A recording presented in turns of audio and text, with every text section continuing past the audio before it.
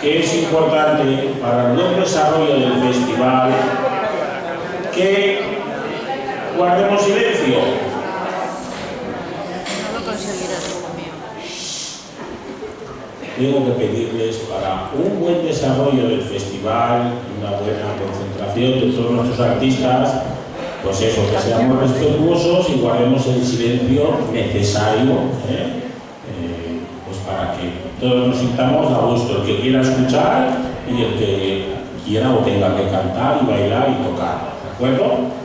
Bueno, les decía esta mañana que hoy es un día en el que los aragoneses nos abrazamos en torno a una señal de identidad, que es nuestro pilar, y que la banda sonora en este abrazo pues es la jota, que es otra señal de identidad que nos une y vertebra Aragón de norte a sur, de este a oeste, incluso más allá, en todas aquellas comunidades aragonesas, aquellos pequeños pedazos de Aragón que se encuentran fuera de las fronteras de la comunidad autónoma.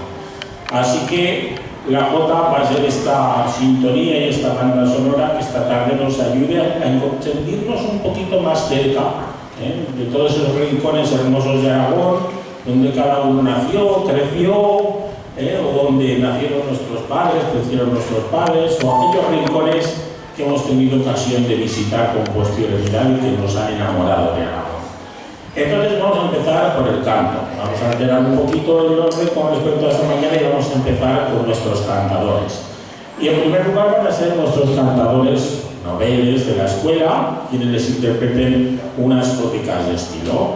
Yo creo que ya tengo por ahí preparada una cantadora que ha venido guapísima para la ocasión, pero guapísima, guapísima.